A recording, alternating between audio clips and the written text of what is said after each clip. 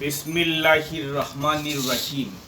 My dear students of Masters final year, how are you?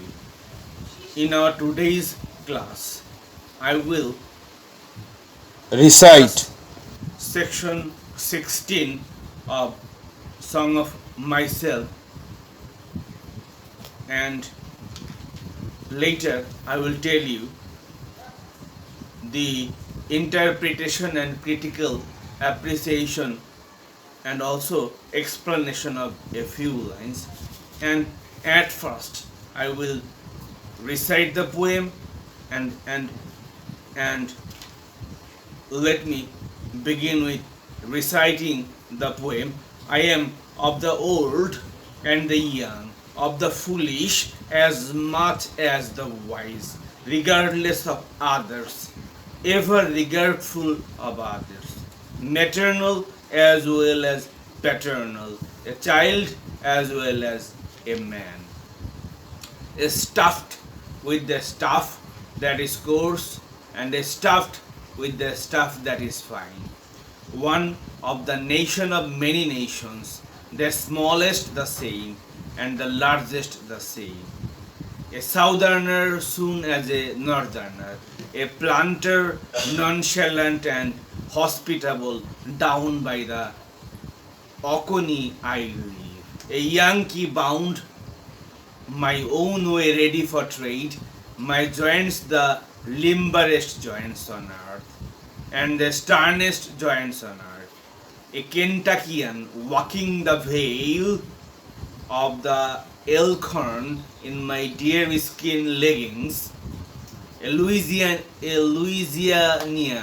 or Georgian, a boatman over lakes or bays or along coasts, a hosier, a badger, a a bucky, at home on Canadian snowshoes or up in the bush, or with fishermen of Newfoundland, at home in the fleet of iceboats, sailing with the rest and tacking, at home on the hills of Vermont or in the woods of Maine or the Texan ranches, comrade of Californians, comrade of free Northwesterners, loving their big proportions, comrade of raftsmen and coalmen, comrade of all who shake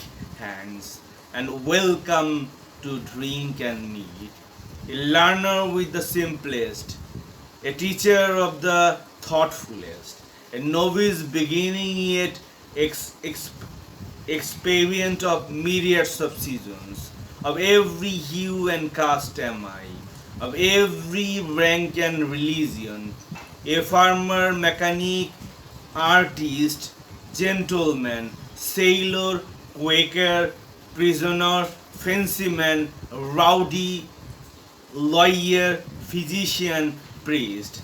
I resist anything better than my own diversity. Breathe the air but leave plenty after me, and am not stuck up, and am in my place. The moth and the fish eggs are in their place. The bright suns I see, and the dark suns I cannot see are in their place. The palpable is in its place, and the impalpable is in its place. And this is the recitation of the poem.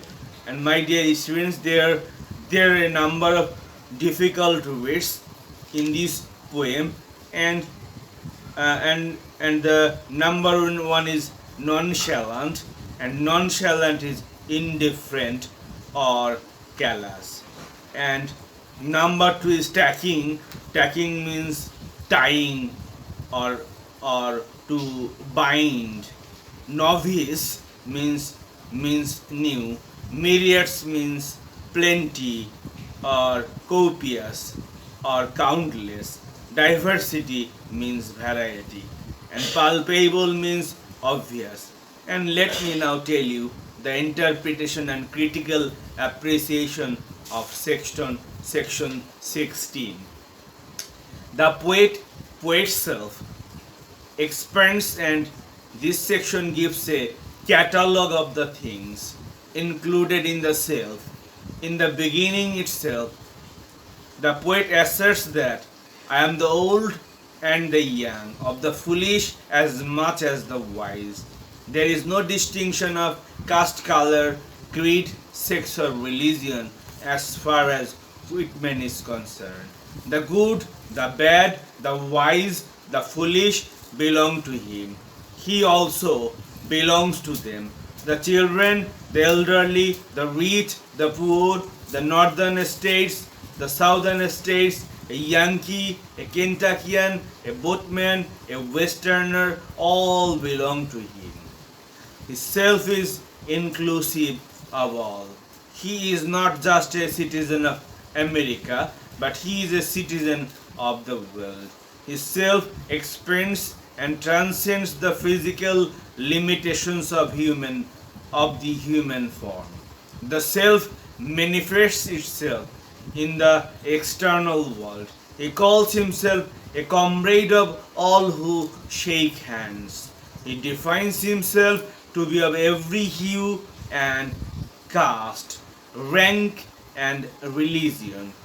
In describing himself as including the entire humanity, Whitman gives a pen picture of the active life of the Americans. The poet's identification with the entire humanity and universe is described in an elaborate manner. He rents this trait of self-identification in every being. After all, it is the same common air that everybody breathes and the same water that everybody drinks. The writer is in toto cosmopolitan, and his outlook is completely democratic. And let me, my dear students, tell you the explanation of these three lines. Of every hue and caste am I, of every rank and religion, a farmer, mechanic, artist, gentleman, sailor, quaker, prisoner, fancyman, rowdy, lawyer, physician, priest. And these wonderful lines describe that the self of the poet is all inclusive and leaving nothing out of it. It has no bias toward one religion or the other. It does not have one law for the poor and one law for the rich. He says that his self includes people of all color, caste, every rank and every religion. A physician, a priest, a prisoner, a lawyer, a farmer, a mechanic, all are equal to Whitman. He identifies himself with all of them, irrespective of their states or rank or honor in the society. He identifies himself equally with the wise and the foolish, leaving none. This poem is a wonderful, very wonderful manifestation of Whitman's democratic impulse and disposition. This is a very lucid and simple and easily understood poem, and you students will understand it very easy if you go through it line by line, and its meaning is crystal clear. And I hope you will enjoy this poem. And with these few words, I would like to wrap up my discussion for today. Thank you very much.